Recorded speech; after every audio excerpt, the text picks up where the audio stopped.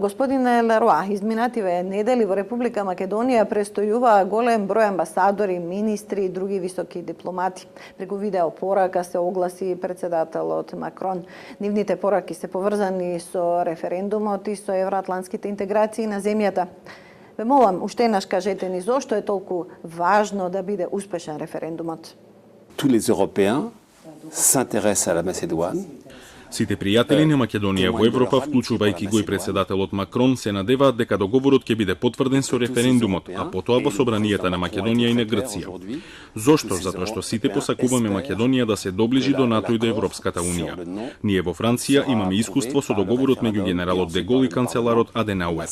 И тој договор не беше совршен, туку полн со компромиси, а генералот де Гол беше многу критикуван.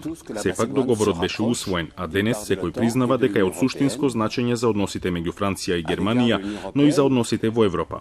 И договорот меѓу Македонија и Грција не е совршен, но во Европа и особено во Франција има уверување дека во блиска иднина не може да се постигне подобар договор.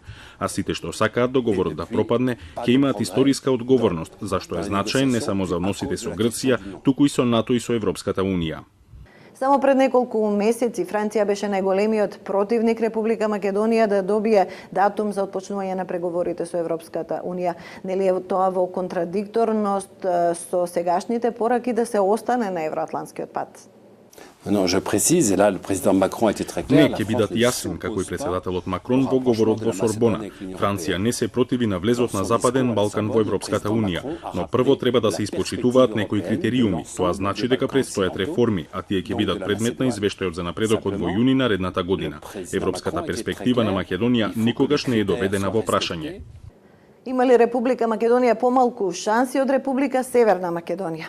Односно, што ќе се случи доколку референдумот не биде успешен? Là, il y a des choses très claires.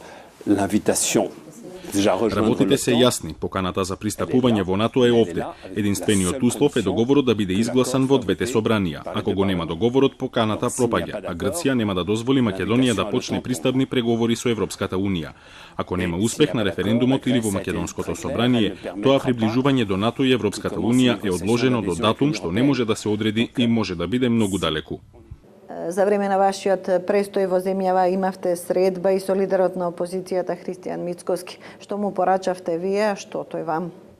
Oui, il m'a confirmé justement ce point. Да, се видов со него и ми потврди дека тој нема да повикува на бойкот или на гласање против. Тој има личен став дека договорот е лош и тоа е негов избор, но остава граѓаните да гласаат според нивното убедување. А јас како француски и европски представник подсетувам, овој договор е за доброто на Македонија. Важите за голем пријател на Република Македонија. Бевте тука во најтешките мигови за нашата држава во 2001 година.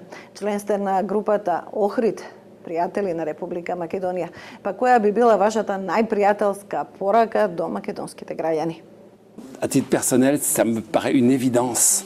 Сега ќе зборувам во лично име. Очигледно е дека договорот не е совршен. Свесен сум за тоа. Го прочитав и видов комплицирани работи. Но која е другата алтернатива? Да останете изолирани со години додека другите соседи се доближуваат или веќе се во Европската унија. Ова е историски момент. Има демократска дебата, се гледа политичката зрелост.